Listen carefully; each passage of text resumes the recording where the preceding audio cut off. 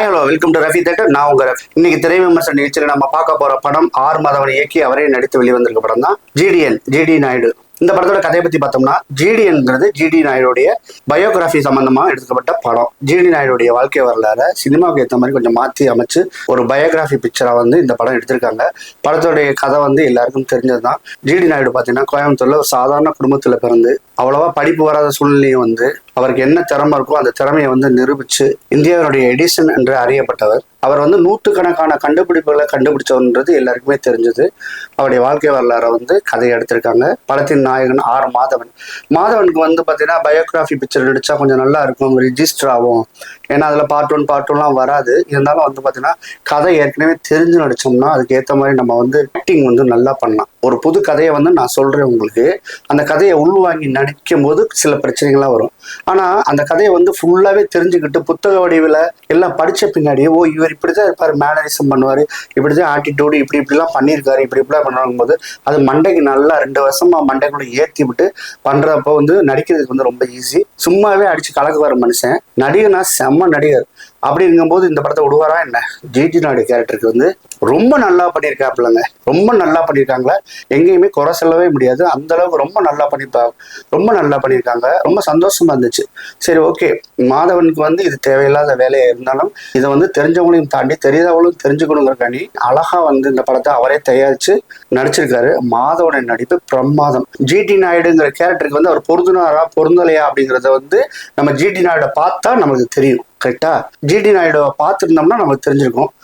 எந்த கேரக்டரோ அந்த கேரக்டரையே ஜிடி நாயுடுவாவே நம்ம பார்க்க ஆரம்பிச்சது படத்துக்கு பிளஸ் பாயிண்ட். இப்போ எம்ஜிஆருங்கிற கேரக்டர்ல ஒரு தனுஷோ ஒரு சிவகார்த்திகேயனோ நடிச்சா நம்ம சொல்லிடுவோம் இது அவரை மாதிரி இல்லை, அந்த மேனரிசம்லாம் செட் ஆகல, யாருமே சரியா வரல, இது ரொம்ப தப்பா இருக்கு அப்படின்னு நம்ம சொல்லிடலாம். அவரை நம்ம பார்க்காததுனால, ஒருவேளை வேற யாரும் பார்த்துருந்தாங்கன்னா தெரியாது, யாருமே பார்க்காததுனால ஜிடி நாயுடுக்கு ரோலுக்கு மாதவன் பொருத்தமாக தான் இருந்தார். எங்கேயும் பிசிறு தட்டல. மாதவனுடைய ஆக்டிங் ரொம்ப பிரமாதங்க, சந்தேகமே வேணாம். துஷாரா விஜயன் அந்த பொண்ணுக்கு அவார்டே கொடுக்கலாம். அந்த மாதிரி ஒரு பொண்ணை கொண்டாந்து ஜிடி நாயுடைய ஒய்ஃபா பண்ணியிருக்காங்க. அந்த காலத்திலேயே ஜிடி நாயுடைய ஒய்ஃப் என்ன பண்ணியிருப்பாங்க, ஏற்கனவே அவருக்கு 2 தாரம் இருக்கிறதா வேற சொல்லியிருக்காங்க. இது இவங்க எந்த தாரம் அப்படிங்கிறதுலாம் டீட்டெயில் எதுவும் கொடுக்கல. அந்த உண்மைகள்லாம் நிறையவே மறைக்கப்பட்டிருக்குது. உண்மைக்கு மாற எடுக்கல, உண்மைகளெல்லாம் மறைச்சுதான் எடுத்திருக்காங்க. இவங்களுக்கு என்னென்ன தேவையோ அதை மட்டும்தான் எடுத்திருக்காங்க. ஸோ அதனால இது ஜிடி நாயுடைய பயோகிராஃபி. இதன் ஃபுல் அண்ட் ஃபுல் நல்லதும் சொல்லியிருக்காங்க, ஜிடி நாயுடுக்கு நடந்த கெட்டதையும் சொல்லியிருக்காங்க, ஜிடிஎன் பண்ண நல்லதையும் சொல்லியிருக்காங்க, ஜிடிஎன் பண்ண கெட்டதையும் சொல்லியிருக்காங்க. ஜிடி நாயுடு எப்பேற்பட்டவர், அவர் நல்லவரா கெட்டவர், அவர்கிட்ட நல்ல விஷயங்களும் இருந்திருக்கும், கெட்ட விஷயங்களும் இருந்திருக்கும் இல்லையா? ஸோ அதெல்லாம் அவங்க டிஃபைன் பண்ணல. ஒரு கேரக்டர். இந்த படத்தை பொறுத்தவரை 2 மாதிரி படத்தை சொல்லியிருக்கலாம். ஒன்று ஜிடி நாயுடு எப்படி தன் வாழ்க்கையில படிப்பு கம்மியா இருந்தாலும் எப்படி முன்னேறினார், அந்த ஆங்கிள் அவங்க சொல்லியிருந்தாங்கன்னா எல்லாருக்கும் பயங்கர மோட்டிவேஷனா இருந்திருக்கும். இதுல பாத்தீங்கன்னா அந்த விஷயத்த கையில் எடுக்காம ஜிடி நாயுடுக்கு என்னென்னலாம் நடந்துச்சு, எந்தெந்த மாதிரி எதிர்ப்புகளை சந்திச்சாருங்கிறத மட்டும் மேலோட்டமா சொன்னதுனால படம் ஆரம்பத்துல இருந்தே கொஞ்சம் ஸ்லோவா அடிச்சுதான் போயிட்டு இருந்துச்சு. எங்கேயுமே நம்மளுக்கு கனெக்ட் ஆகல. இவ்வளவு பெரிய கண்டுபிடிப்பா, இவ்வளவு பெரிய விஷயமா, இப்படி பண்ணுனாரா, இவ்வளவு அறிவு சார்ந்து பண்ணியிருக்காரு, நம்மளுக்கு கூட மூளையில எட்டலையே, அதை அவங்க ரொம்ப மிஸ் பண்ணிட்டாங்கன்னு நினைக்கிறேன். அதை செஞ்சிருக்கணும். நம்மளுக்கு ஒரு சீன்லாம் பாத்தீங்கன்னா ஒரு டைவர்ஸ் பண்ணுவார் பொண்டாட்டிய. அடுத்த வாரம் பார்த்தீங்கன்னா வருமான வரித்துறைக்கு நோட்டீஸ் கொடுக்க போறாங்கிறத தெரிஞ்சு அதுக்கு முன்னாடியே டைவர்ஸ் பண்ணிடுவாங்க. 85% சொத்தையும் ஜீவனாவசமா எழுதி கொடுத்துருவாரு. அதுக்கு அடுத்து நோட்டீஸை தூக்கிட்டு வர்றாங்க. அது அவங்க கோர்ட்ல டைவர்ஸ் வந்தப்பயே நம்மளால ப்ரிடிக்ட் பண்ண முடிஞ்சிச்சு. ஸோ அந்த மாதிரிதான் சீன் பண்ணியிருக்காங்க. வாவ் அப்படி சொல்ற அளவுக்கு எந்த பெருசா சீனுமே இல்லை.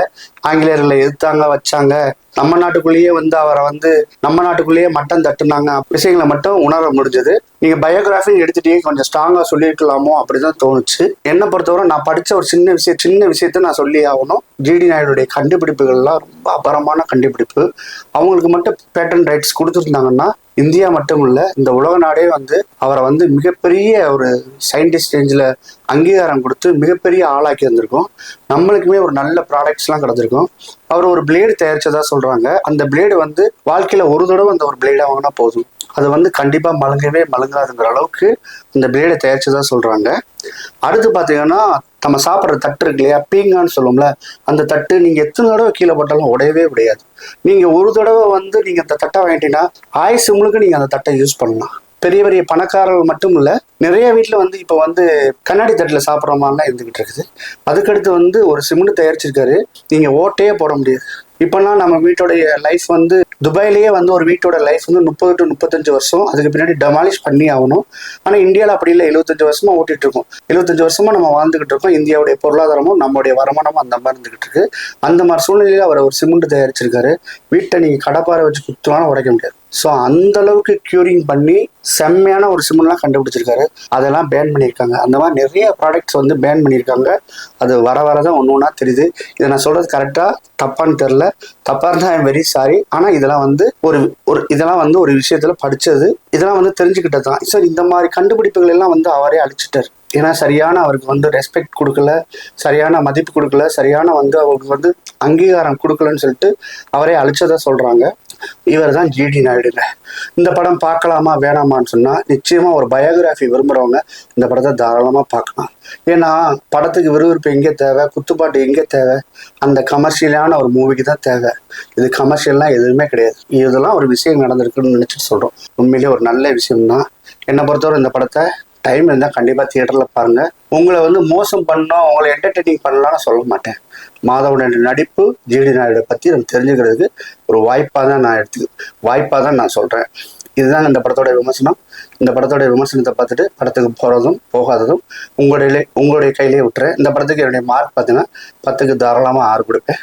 மீண்டும் வேற ஒரு வீடியோவில் சந்திக்கிறேன். அதுவரை பாய்.